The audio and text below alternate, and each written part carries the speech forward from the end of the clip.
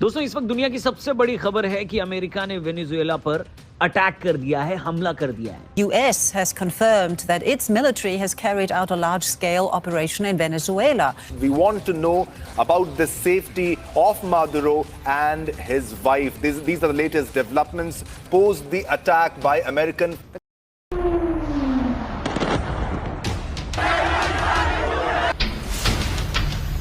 2026 की पहली बड़ी जंग इस खतरनाक एयर स्ट्राइक के साथ शुरू हो चुकी है। अमेरिका ने वेनेजुएला की राजधानी काराकस पर एयर स्ट्राइक कर दी। 7 भीषण हमले किए गए हैं। इसी के साथ दूसरी जंग की तैयारी ईरान में शुरू कर दी गई है।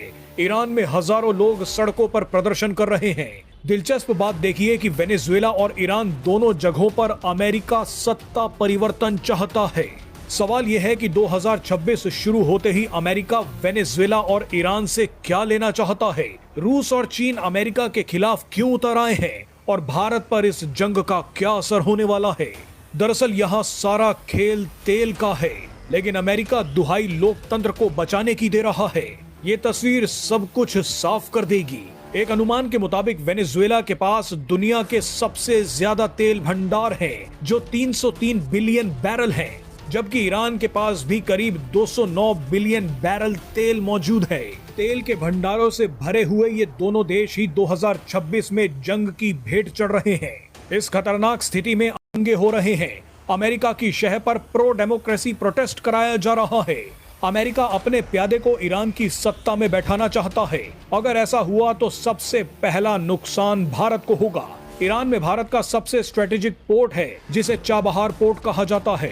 ये पोर्ट पूरे सेंट्रल एशिया और यूरोप तक भारत की पकड़ को मजबूत करता है। बलूचिस्तान में चीन जो ग्वादर पोर्ट बना रहा है, उसे भारत ने चाबहार पोर्ट के जरिए ही काउंटर कर रखा है। रूस से भारत आने वाला international north south transport corridor भी ईरान के रास्ते ही गुजरता है। अगर ईरान में अमेरिका समर्थित सरकार आ गई तो भारत को बहुत बड़ा रणनीतिक और कूटनीतिक नुकसान होगा। पाकिस्तान को इसका फायदा मिल सकता है। हालांकि अब कई अपुष्ट खबरें हैं कि रूस के कुछ विमानों को ईरान में उतरते देखा गया है, ताकि अमेरिकी समर्थित प्रदर्शनों को रुकवाया जा सके। बहरहाल अमेरिका को वेनेजुएला और ईरान का तेल चाहिए, उनकी रणनीतिक लोकेशन का फायदा चाहिए। Question is why? Why did Trump carry out this attack and why on Venezuela? Why does this country matter? दोस्तों, अमेरिका ने दुनिया में फिर से एक जगह पर डेमोक्रेसी टाइट कर दी। आपको तो पता ही है कि जब अमेरिका दुनिया में कहीं भी डेमोक्रेसी बचाने जाता है तो वो देश अपनी जान बचाने के लिए भागने लगता है। वेनेजुएला में भी यही हो रहा है। अमेरिका वेनेजुएला के पीछे पड़ा हुआ है और कैसे दुनिया के अंदर एनर्जी कंजर्वेशन को लेकर चीन और अमेरिका के बीच एक बड़ी लड़ाई चल रही है। तो दोस्तों, अमेरिका ने 3 जनवरी 2026 को वेनेजुएला की राजधानी काराकास के साथ उसके सदर्न इलाकों पर हवाई हमले किए। कम से कम 7 धमाके हुए हैं। अमेरिकी राष्ट्रपति डोनाल्ड ट्रंप ने दावा किया है कि निकोलास मादुरो और उनकी पत्नी को डेल्टा फोर्स ने पकड़ लिया और उन्हें देश से बाहर ले जाया गया है। वेनेजुएला ने इसे इंपीरियलिस्ट इन्वेजन बताते हुए नेशनल इमरजेंसी घोषित की है। हमले लोकल टाइम के हिसाब से संडे तड़के 2 बजे सुबह शुरू हुए, जो आधे घंटे चले। इसमें निशाने पर फोर्ट ट्यूना, मिरांडा एयरबेस, ला गुइरा पोर्ट, मिलिट्री हैंगर, एंटेना और कम्युनिकेशन टावर्स थे। कम उड़ान वाले फाइटर प्लेन, मिसाइलें और रॉकेट इसमें इस्तेमाल हुए। धुआं इतना उठा कि कुछ दिखा ही नहीं और इलाके की बिजली गुल हो गई। अमेरिका के इस हमले, ट्रंप ने सोशल मीडिया पर कहा कि अमेरिका ने एक बड़ा हमला सक्सेसफुली किया, जिसमें मादुरो पकड़े गए। यह ऑपरेशन ड्रग तस्करी, नार्को टेररिज्म और मादुरो पर $50 मिलियन इनाम से जुड़ा है। जिसके बाद FAA ने वेनेजुएला एयरस्पेस बंद किया। अब इस हमले के बाद से मादुरो सरकार ने UN सिक्योरिटी काउंसिल बुलाने की मांग की। वेनेजुएला के रक्षा मंत्री व्लादिमीर पाद्रिनो ने कहा कि अमेरिकी हेलीकॉप्टरों ने शहरों पर हमला किया। ईरान और क्यूबा ने इसकी निंदा की है। अब ये उसी मरीन हमलों का एक्सटेंशन था जो 2025। दोस्तों, सितंबर 2025 में अमेरिकी सेना ने वेनेजुएला के किनारों के पास छोटी बोट्स पर कम से कम 21 हमले किए, जिनमें 83 से अधिक लोग मारे गए। अमेरिकी राष्ट्रपति डोनाल्ड ट्रंप के आदेश पर ये हमले ऑपरेशन सदर्न स्पीयर का हिस्सा थे, जहां कैरिबियन में 10,000 सैनिक, 8 सबमरीन, B-52 बॉम्बर और ड्रोन तैनात किए गए थे। पहला हमला 2 सितंबर को हुआ, जिसमें 11 लोग मरे। अमेरिका ने इन्हें ट्रेन डे अरागुआ गैंग से जोड़ा। उसके बाद 15 सितंबर, 19 सितंबर और अक्टूबर में भी कई हमले हुए। यहां तक कि ये हमले प्रशांत महासागर तक फैले। अमेरिका का इन हमलों में ऑफिशियल बहाना ड्रग कार्टेल और नार्को टेररिज्म रोकना है। अमेरिका के रक्षा सचिव ने सोशल मीडिया पर कहा कि ये नार्को टेररिस्ट अलकायदा की तरह है। हम उन्हें ट्रैक करेंगे, शिकार करेंगे और मारेंगे। मिले नहीं। वेनेजुएला के राष्ट्रपति निकोलास मादुरो ने इसे स्टेट चेंज फॉर ऑयल का प्रयास बताया था। इसके बाद कल वाला ताजा हमला 3 जनवरी, ट्रंप ने इसका कारण देते हुए बताया कि मादुरो नार्को स्टेट का किंगपिन है और उस पर $50 मिलियन का इनाम है। एक्सपर्ट्स के हिसाब से ये अमेरिका की कच्चे तेल की भूख और उसके इंपीरियल नेचर का हिस्सा है। दोस्तों, अमेरिका दुनिया का सबसे बड़ा तेल कंज्यूमर है, लेकिन फिर भी उसके पास भारी कच्चे तेल की कमी है। गल्फ कोस्ट रिफाइनरीज वेनेजुएला जैसे भारी तेल पर निर्भर है, जो मेक्सिको और कनाडा से घट रहा है। वेनेजुएला के पास 300 billion barrel crude oil reserve है, जो दुनिया में सबसे बड़े हैं। यह अमेरिका के 10 गुना है। ट्रंप ने 2023 में वेनेजुएला को वापस लेने की बात भी कही। इसका एक कारण यह भी है कि चीन 80% वेनेजुएला तेल खरीदता है, जो अमेरिकी इंटरेस्ट के खिलाफ है। ट्रंप अपनी एनर्जी डोमिनेंस नीति से वेनेजुएला के तेल को अमेरिकी कंपनियों जैसे चेवरॉन के लिए खोलना चाहते हैं। हमले तेल एक्सपोर्ट रोकने के लिए वेनेजुएला में अभी क्रूड ऑयल का प्रोडक्शन 1 मिलियन बैरल प्रतिदिन का है, जो इन्वेस्टमेंट बढ़ाकर और भी बढ़ाया जा सकता है। उधर अमेरिकी रिफाइनरियां हेवी ऑयल क्लिफ से जूझ रही है। वेनेजुएला के तेल भंडार को अगर अमेरिका अपने अंडर कर लेता है तो उसकी प्रॉब्लम सॉल्व हो जाएगी। कितना सिंपल है ना, है कि नहीं?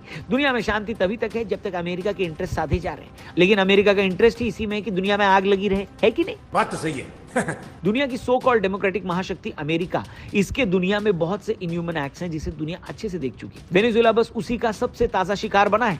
अमेरिका ने 200 से ज्यादा फॉरेन इंटरवेंशन किए हैं, जिसमें लाखों मौतें रजिस्टर हैं। कहना था कि इराक में ह्यूमैनिटेरियन इंटरवेंशन की जरूरत थी। हाँ, क्यों नहीं? अब शैतान सिखाएगा कि इंसान कैसे बनते, नहीं? ये बड़ी अच्छी बात कही है। ऐसे 2001 में अमेरिका अफगानिस्तान में घुसा, जहां 3000 से ज्यादा नागरिक मौतें बमबारी में हुई। ऐसे वियतनाम में लाखों लोगों को इसी देश ने मारा। वियतनाम के अंदर अमेरिका ने अपना सबसे गंदा और भद्दा चेहरा दिखाया और एजेंट ऑरेंज का इस्तेमाल किया। एजेंट ऑरेंज एक जहरीला हाइब्रिड मिक्सचर था, जिसे अमेरिकी सेना ने 1961 से 71 के बीच वियतनाम युद्ध में जंगलों को बर्बाद करने और फसलें बर्बाद करने के लिए 1 करोड़ 10 लाख गैलन छिड़का था। इसमें टॉक्सिक पोल्यूटेंट डाइऑक्सिन था, जो कैंसर, डायबिटीज, जन्म दोष और विकलांगता का कारण बना। यहां लाखों वियतनामी और अमेरिकी सैनिक भी प्रभावित हुए। वहीं 1989 में अमेरिका ने नोरिएगा को ड्रग चार्ज पर अटैक किया, जिसमें वहां के आम लोग मारे गए। 2011 में लीबिया के अंदर गद्दाफी पर जनसंहार और अराजकता फैलाने के जुर्म में भी हमले हुए। अमेरिका दादा सुपर पावर है ना दादा। हेलो। वेनेजुएला की बात करें तो वेनेजुएला अमेरिका के पीछे का इलाका है, जहां ओरिनोको बेल्ट में 900 से 1400 बिलियन बैरल तेल मिलता है। इतना पास होने की वजह से कम लागत और गल्फ कोस्ट के लिए ये एक आइडियल जमीन है। इसके साथ ही अमेरिका का कैरिबियन कंट्रोल और चीन रूस को रोकना भी उसकी प्लानिंग का हिस्सा है। मादुरो से अमेरिका की चिढ़ का एक और कारण है। निकोलास मादुरो वेनेजुएला के राष्ट्रपति हैं। वो ह्यूगो चावेज के सबसे बड़े चेले हैं। चावेज ने गरीबों के लिए बहुत काम किया था, जैसे मुफ्त इलाज और पढ़ाई की व्यवस्था। मादुरो ने उनके रास्ते पर चलने का वादा किया है। अब चावेज 1999 से 2013 तक राष्ट्रपति रहे। उन्होंने तेल की कमाई से लाखों लोगों को घर, डॉक्टर और स्कूल दिए। ध्यान देने वाली बात यह है कि अमेरिका को वो दुश्मन मानते थे। मादुरो चावेज के साथ काम कर चुके थे और उनकी मौत के बाद वही सत्ता में आए थे। वो मादुरो चावेज को भगवान जैसा मानते हैं। अब सवाल ये है कि अमेरिका से ऐसी दुश्मनी क्यों? दरअसल वेनेजुएला अपने इलाके में अमेरिका को बड़ा भाई नहीं मानता। वो कहते हैं कि अमेरिका वेनेजुएला के तेल पर कब्जा करना चाहता है, और सच भी यही। वहीं वेनेजुएला रूस, ईरान और चीन का दोस्त भी है। जब अमेरिका ने तेल बेचने पर रोक लगाई तो ये देश मदद में सामने आए। चीन ने बहुत सारा कर्जा दिया और बदले में तेल लिया। रूस ने वेनेजुएला को हथियार जैसे जेट और मिसाइलें भेजी।